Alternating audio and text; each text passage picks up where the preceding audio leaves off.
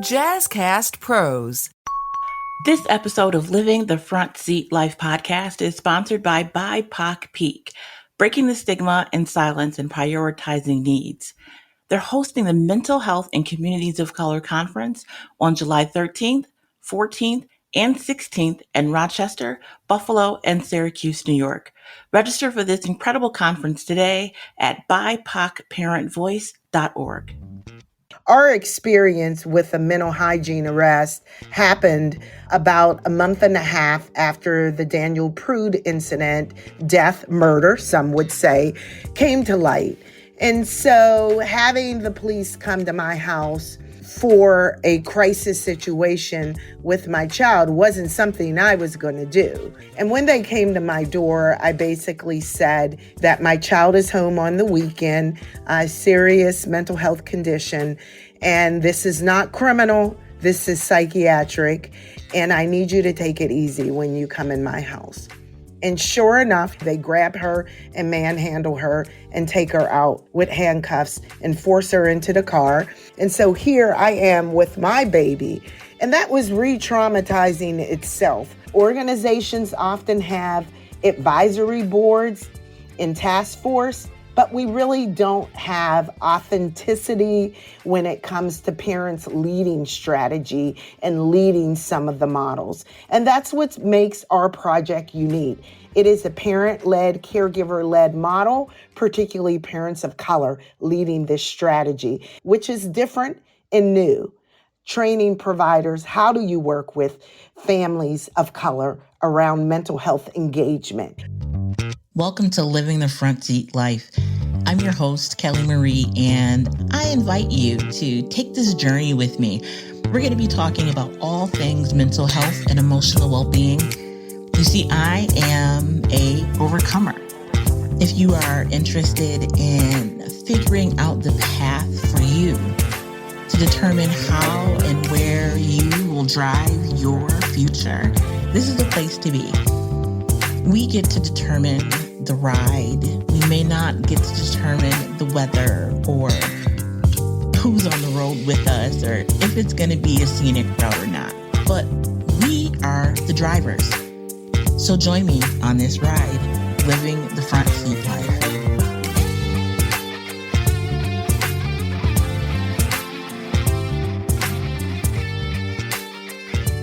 Welcome to Living the Front Seat Life podcast. It is me, your host, Coach Kelly Marie, and I have an incredible guest with me today. We are talking about mental health, as always, living the front seat life, what that means, what it looks like. To be honest, I am so excited to have this particular guest on the show because her experience and my experience, being someone that lives with a mental illness or several, as you guys know, and my guest being the parent of a child who lives with mental health conditions, it's like the full story. Please help me welcome Sara Taylor. She is the founder of BIPOC PEEEEEK. Sara, how are you? Thank you. I am well, Kelly. Thank you so much for having me on today. So let's dive right in. Let people know about the work you do and how you got here.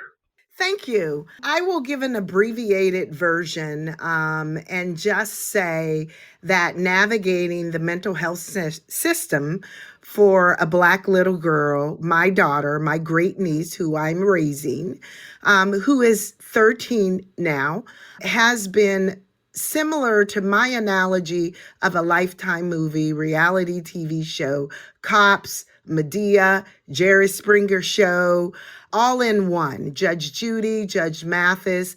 I would have never imagined what it would be like to navigate the mental health system for my child. So finding myself in and out of psychiatric emergency rooms over the last 3 years and recognizing through this journey that there is a different system of care for children with medical conditions and children with mental health conditions. And you put race and ethnicity on top of that, we really have some serious inequities and disparities. And that's how this journey started, was me as a parent with a very sick child, recognizing that she gets different treatment because of her condition and also because of the color of her skin. And so the last couple of weeks, I've been talking specifically about race and mental health, in large part due to the massacre here in Buffalo on May 14th, and being Black and what that means, the weight of Blackness. And when you combine that with the mental health challenge, it's something that is truly indescribable. I have not been able to find the words, but you're living it. And so, can you just let people know, because a part of the reason why we're here and a part of the reason why I do the podcast is because I want people to hear real stories. I want people to hear more than statistics. I want them to know what it's like to live a front seat life, what it means to say, this is how I'm going to drive. This is how I'm going to move and operate. This is how I'm going to function. And you took this situation and said, listen, this is how you are not going to disrespect my family. You're not going to mistreat my family. You are not going to treat us differently. And I want people to understand the impact of the experiences that you two have had going through this journey. No, thank you. And, mental health in general comes with a stigma. And, when it comes to our Black and brown babies, and I could share based on my lived experience, our children are often viewed as criminals or bad. They're suspended at a higher rate. And you're talking to a mother, a parent, a caregiver with lots of professional experience, yet the system also failed me and my child. When you're living with walking this and living it every day, it often comes with a lot of shame and guilt. I have had Child Protective called on me a couple times. I have been turned away from psychiatric emergency rooms, saying, after sitting up there for 15 to 24 hours, saying, go home. Your child this is just behavioral. There's nothing serious. We have experienced so many mental hygiene arrests that I can't even imagine. And just in November in 2020, and if anyone knows the history of what happened with Daniel Prude here in Rochester, our experience with a mental hygiene arrest happened about a month and a half after the Daniel Prude incident, death, murder, some would say, came to light. And so having the police come to my house for a crisis situation with my child wasn't something I was going to do. Actually, her and I were wrestling with the phone, and she's the one that actually called the police. And when they came to my door, I basically said, as articulate as I can be, that my child is home on the weekend, a serious mental health condition, and this is not criminal. This is psychiatric, and I need you to take it easy when you come in my house. And sure enough, she was dysregulated, no weapon. You have to realize at that time, she's a baby. She's 10 years old at that time. I think she was 10 going on 11. And she's agitated, dysregulated, and they come in my house, and what do? They grab her and manhandle her and take her out like with handcuffs, and force her into the car. And it was an ugly scene. And, my heart was racing because all I'm thinking is, we just found out about a Black male dying in the hands of the police. And so here I am with my baby. And that was re-traumatizing itself, to watch your child over and over, your sick child who cannot or does not have the skills to regulate her feelings and emotions, and exhibit some symptoms that really throws her into a situation that it's dysregulated and unsafe at times. But yet my child was often looked at as a criminal, and that's disheartening. And I often felt that I was fighting for my child's life. And that's how this project was birthed, our BIPOC Peak project, because myself and other parents were in psychiatric emergencies crying and recognized that our children and we're treated differently. And there was not necessarily a support network, although we have amazing advocacy organizations, there was not one that specifically targeted and served Black and brown families of color, particularly in high poverty census tracts. And that's how we started our project, just wanting to support other parents of color that were going through situations similar with our children. And so, what does that work look like? What type of conversations are you having with other parents? What type of programming and support do you offer? Well, our mission is to elevate their voices, to educate, empower each other, to eliminate disparities and inequities related to the emotional health of our kids. So that's what all those E's are for in Peak. We want to elevate our voice. The second, we build a network for parents, anti-stigma education. How do you communicate with your doctor and therapist? How do you get over shame and guilt? How do you handle shame and guilt? We're blamed often.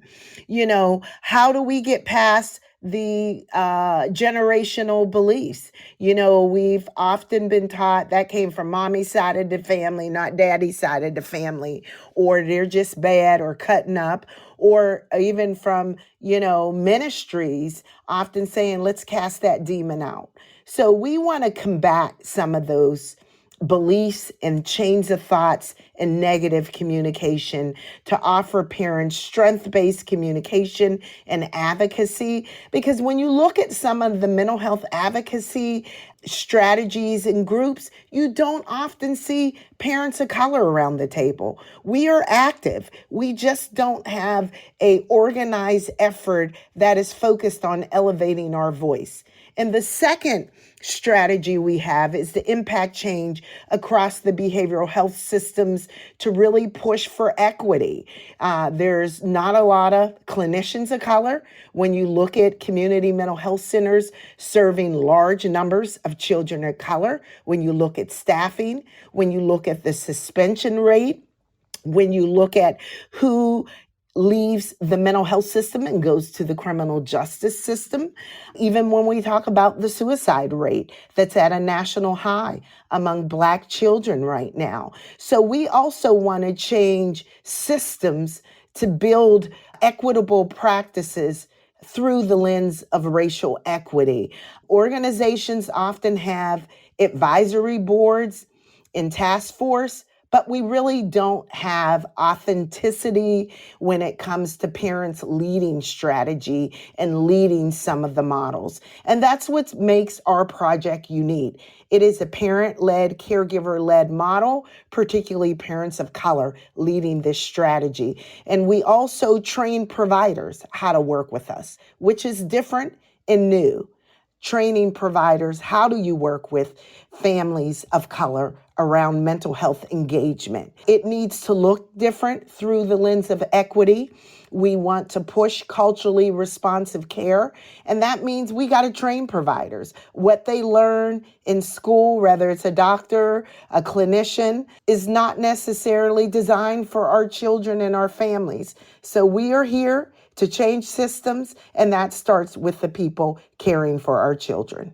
That's incredible. One of the ways that you are doing this work is through the conference that's coming up in July. Thank you. So July is National Minority Mental Health Awareness Month. That was by the United States government back in 2008, named after an activist, B.B. Moore Campbell. And this is a month where we recognize and bring awareness in a number of different ways through activities, anti-stigma campaigns, education, advocacy efforts in communities of color. And so during the month of July, we are hosting Symposiums in Rochester, Buffalo, and Syracuse, where our project model is currently. July 13th will be in Rochester, July 14th in Buffalo, and July 16th in Syracuse. And these are educational, community education opportunities. We have Dr. Willard Ashley, who's a renowned psychoanalyst, an expert that is deployed to communities when a tragedy happens. He's going to be one of the keynote speakers that is going to talk about system strategy at addressing trauma and mental health from a systems level as it relates to families and communities of color. We're happy to have Kelly speaking for us in Rochester as our keynote, as someone that lives this and has advocated for many years. We're so excited to have Kelly as one of our keynotes in Rochester. Luis Lopez, who is with Columbia University School of Evidence-Based Practices, does a lot of work in culturally responsive care, is also going to be a speaker. We have representation from New York State Office of Mental Health, Office of Diversity joining us. We have experts from Buffalo, Rochester, Syracuse, as well as national experts. We also are happy to say that we have scholarships. We have scholarships for peers, we have scholarships for parents, we have scholarships for caregivers, and in particularly those that are living in Buffalo, on the east side of Buffalo, that want to come and learn and educate themselves about what services that they can benefit from the lens of culturally responsive care. We have scholarships for this half-a-day symposium. Thank you, Sarah. One of the things you just mentioned, I want to just take a minute and talk about, and that is culturally responsive care. What does that mean, and what does that look like? You know, one thing that I'm learning on this journey as a parent is there's not one model that fits all. We want to be able to respond to the needs of the community relating to trauma and mental health. And when we talk about culturally responsive care, we know in communities of color, accepting mental health care and responding to mental health care may need look different. And as providers that are out there providing services, they need to be aware. Often we are deemed non-compliant, not engaged, and discharged from services when those services were never tailored to meet our needs. And to give you an example, historically, when you talk about restorative practices and healing services, when you go to traditional mental health providers in clinic, that's never an option that is historically offered. If you've been thinking about starting a podcast and you want to include interviews with people across town, Riverside.fm offers unbelievable high-quality recordings regardless of your or your guest internet quality. And it also gives you separate audio and video tracks for each person speaking. And unlike Zoom, you don't have to install anything on your computer, and your guests don't either. Head over to Riverside.fm and use promo code JazzyCast to get 60 free minutes of recording and 15% off a membership plan. You know, we want to also talk about peer support, what that would look like when it comes to culturally responsive care and making sure there are peers that look like me, that understand me and my journey, and not implementing or applying models that will be harmful and perpetuate systemic racism. And we know that we have a long way to go across the mental health system. While we have seen a lot of work with healthcare disparities in health care in general, But we also know when it comes to mental health, it's not something that has historically been talked about and elevated. So through these conferences and symposiums, we're going to elevate it. We're going to share some statistics, but we're all and research, but we're also going to share some lived experience in journeys and what we need from culturally responsive care and what providers need. So we want every provider in the community that's serving. Don't just send your DEI officer, your diversity officer, or staff of color. We need our non staff of color, clinicians, white clinicians, allies, leaders, executive leaders. We need you at this symposium to learn from some of the national experts and parents and caregivers what will work for them and what they need from you. And so often, people will say things like, "I don't know where to start. I don't know." Well, let me take that. Let me go back a little bit. So often, white people will say, "I don't know where to start. I don't know what to do. How am I supposed to help make change?" And this is one of those times. This is one of those places and spaces to come to learn, to come and understand, to come and be equipped and prepared to then go out and do the work. So how can people register for the conference? Right now, our website is up and conference information is on our website, BIPOC Parent Voice. That's BIPOC parentvoice.org. That is BIPOCparentvoice.org. You can find the registration link, and there will be information on how to obtain scholarships for this event also. And these are confidential scholarships. So again, we are having this in Rochester, July 13th, Buffalo, July 14th, which is actually, unfortunately, 60 days after the tragedy in Buffalo. And we know this is much needed in all communities, but particularly Buffalo. And these are live in-person events, 9 to 12, an amazing educational professional development opportunity. And in each community, we are limited to 150 seats. So don't wait. Register as soon as you can, and we want you to join us and bring team members, particularly those working with families of color across systems, the child welfare system, juvenile justice system, behavioral health system, healthcare, education. Our law enforcement leaders need to be there. Our educators need to be there, and our community-based rec centers, recreation, summer programs, daycare providers. We welcome you to come and learn.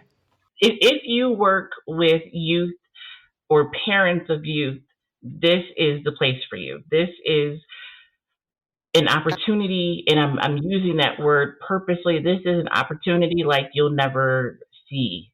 I know that Sara has put so much into pulling this conference, these symposiums together, and I don't want you to miss it. So please, I want you to head over to the website and register. I want you to share the podcast, share the link, let people know that this is happening and that they need to be in the room. This is the perfect opportunity to begin to make change. We talk about education all the time, not understanding where to go, what to do. This is the perfect opportunity for you to come and become equipped and prepared to do the work. Sara, thank you so much for sharing your story. I want to have you back. I know that the next two podcasts we're going to dedicate to the conference, but I want you to come back outside of that and just share space with me. I am incredibly moved and am in awe of all that you have been through, and that you are still surviving, you are still thriving, you are still helping others. Before we go, though, can you talk to people about how you manage? How do you take care of yourself? I think for me, I walk by faith and really have really recognized that on this journey, Kelly, I have to take I don't say one day at a time. I literally have to look at things with my situation and my little girl with 1 hour at a time, literally 1 hour, and not having these high expectations of what I'm expecting of her and myself. And it's just also recognizing when I need a time out and a time to step back. Because again, some of the experiences that we've been through or heart-wrenching and painful. And you have to be able to really look at what does self-care look like for you. So many times we throw that word out, but you have to understand what that looks like for you. And for me, sometimes it's a matter of stepping out on my porch and breathing for 5 minutes, fresh air. Sara, I appreciate you so much. Everything that you do, all of the conversations that we have, the uplifting conversations, that you and I personally have, you help me keep it together and keep focused and know that this is the work that I'm supposed to be doing. And I appreciate you so much. I thank you. I thank you. Absolutely. Thank you, Kelly, for this space and just sharing your journey and opening it up for others. For me, this is never about outcomes, pay, or popularity. For me, this is about saving lives. And that's how I look at it. If I can help another parent and I can help some of our babies out there, I want to be able to do it. So again, thank you. Thank you. And please go online and register. The website is BIPOCParentVoice.org and register for the conference. It's going to be in 3 cities, Buffalo, Rochester, and Syracuse. So check your schedule, clear your schedule, go online, register, and be there. Until the next time, I encourage you, as always, to be the light, and I look forward to seeing you at the conference in July. Wow, thank you so much, Kelly and Jazzy. Look forward to having you here as our keynote. And I'm excited about this work and really partnering with authentic groups that really are not afraid to get their hands dirty and to go into communities of color to do the hard work around mental health and to relinquish power to let us do the work. And to you, thank you for listening. Please like, subscribe, share this podcast with someone else. I think there's great information here. We're living the front seat life, and what a great way to help others do the same by sharing the podcast. So until the next time, be the light.